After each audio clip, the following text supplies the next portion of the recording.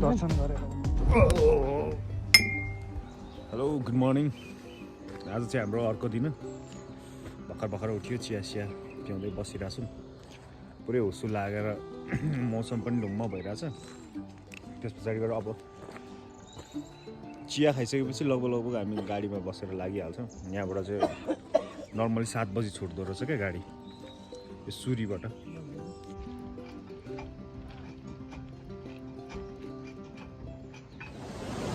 अहिले चाहिँ हामी फर्किने क्रममा यहाँनिर सिङ्गटी, यो चाहिँ सिङ्गटीको पुल रहेछ होइन।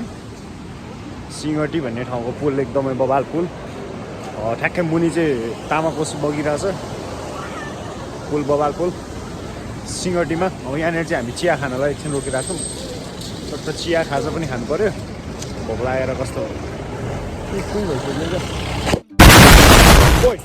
के हो त्यो।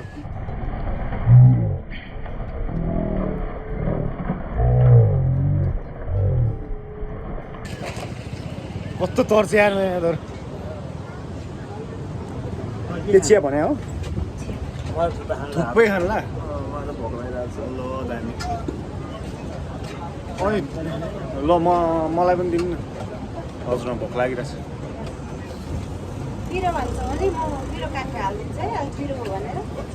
पिरो चाहिँ मलाई चाहिँ खासै नहाल्नु ल, ठिक्क मात्र।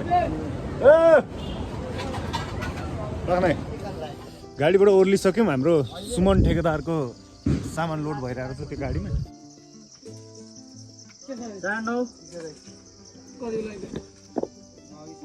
एक्लै हो तिमी को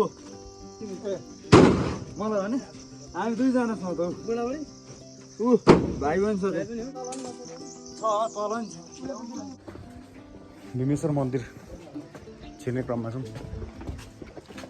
पछाडि सुमन फुयाल। हजुर ठिकै छ होइन, ठिक छ। धुपबत्तीहरू लाने कि भन्दै हुनुहुन्छ। अब के गर्नु, भगवान्लाई धुपबत्ती नै चाहिन्छ भन्ने नि त छैन होला नि होइन, त्यतिकै पनि भइहाल्छ। छिटो आउनु होइन, ठिकै छ, ठिकै जानु पऱ्यो नि। एन्टिक घर हो है, यस्तै घरमा बस्ने मेरो पनि इच्छा चाहना हो। तर सङ्गत यस्तो छ, सङ्गत यस्तो भएपछि कसरी बस्नु, यस्तो घरमा म कसरी बस्नु, सङ्गत खतम भएपछि। जुत्ता खोलेर लाग्दिहाल्नु पऱ्यो। यो ब्यागहरू के यतै राख्ने। जय शम्भु जय शम्भु जय शम्भु जय शम्भु।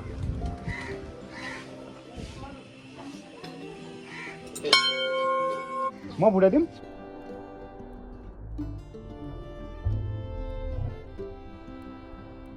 हम मालूम है तेरे बाप को मत सिखा चल। बधाई बधाई ताली। एक हातले बजाउनु भन्दा नमिल्ने, गालामा पड्काइदिएँ मैले। ल एकदम भगवान्को ठाउँमा।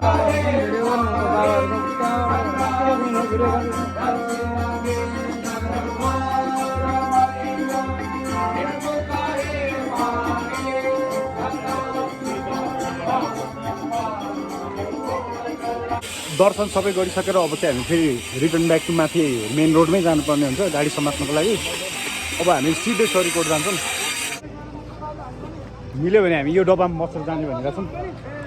अगाडि कि पछाडि हो? पछाडि।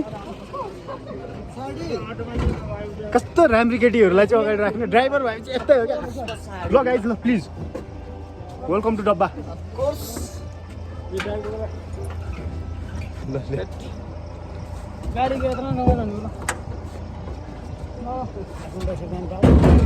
चस्मा दिनु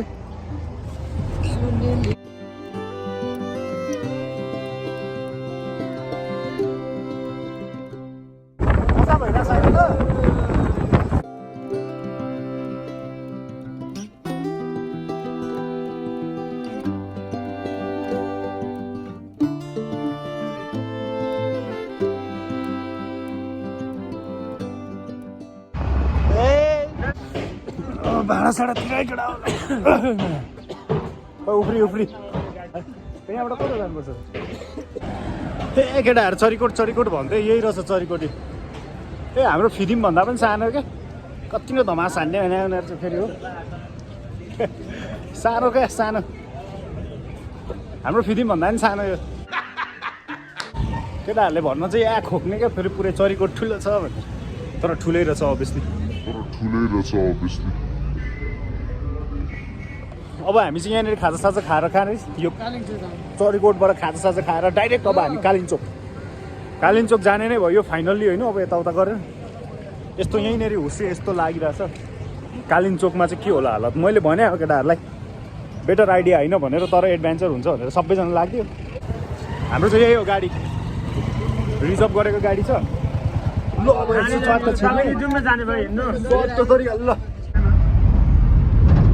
हेलो हामी कालिचोक हिँडेको होइन र बाटो चाहिँ ठिकै छ अहिलेसम्म हेर्दै जाउँ कस्तो बाटो छ अब कालिचोकतिरको यो चाहिँ कालिचोक जाने बाटो हो यो यस्तो छ पिछो हाम्रो गाडीहरू चिप्ले छ यो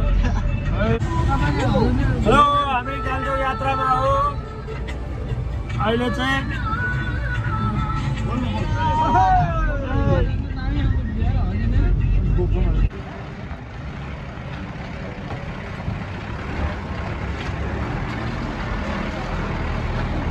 हुन त हाम्रो गाउँको बाटो हेरी खासै केही होइन भन्दा पनि डेन्जर चाहिँ लास्ट डेन्जर छ यो सिजन अफ सिजन भएर होला होइन सबै बन्द छ क्या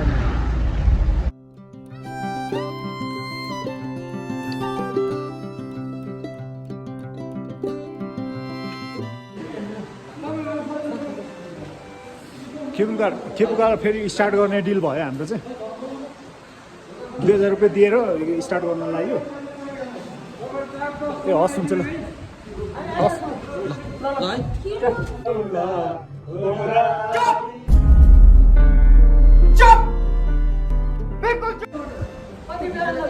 तलबाट आइयो अब दर्शन त गर्नुपर्छ यार पानी परिरहेछ अब यसरी नै हिँड्ने हो अब के हो धेरै हाइट रहेछ यार अक्सिजन कम भएको जस्तो फिल भइहाल्यो कुद्दाखेरि ओइ दुईजना हाम्रो साथीहरू चाहिँ तलै बस्यो नआउने भनेर हामी दुईजना मात्रै छौँ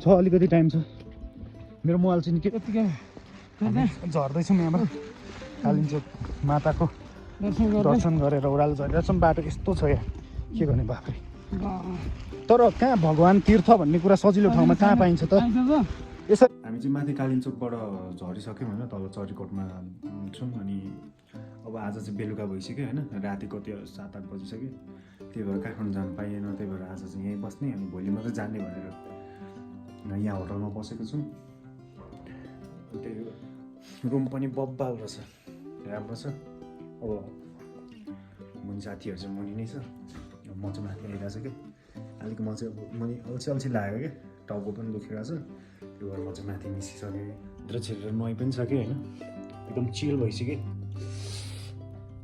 बबाल मजा आउनेवाला छ आज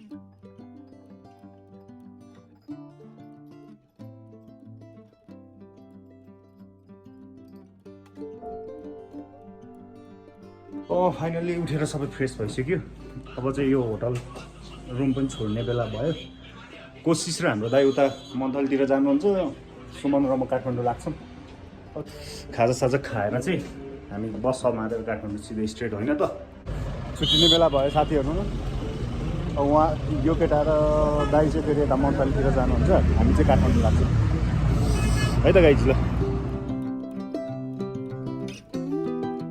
अहिले हामी काठमाडौँ फर्किरहेछौँ अनि बाटोमा खाना खानु रोकेको अनि अहिले हामी चाहिँ यहाँनिर हलेसी भन्ने ठाउँमा बसिरहेछौँ अनि सिमले भन्ने ठाउँमा छौँ होइन अनि त्यहाँनिर आएर चाहिँ अब के खाने भन्दै थियौँ अनि अब यसो दिमाग हालिहाल्यो आज असार 15 अनि असार 15मा अब दही चिउरा स्पेसली खान्छ नि त होइन त्यही भएर हामीले चाहिँ अनि खानाको ठाउँमा दही चिउरा असार 15मा दही खायो भने गति परिन्छ अरे गाई केही हुन्छ कि भरे बाटोमा ड्याममै 1 लाख भेट्यो भने त के होला है पहिला त गएर यहाँ खाप चाउमिन खान्छु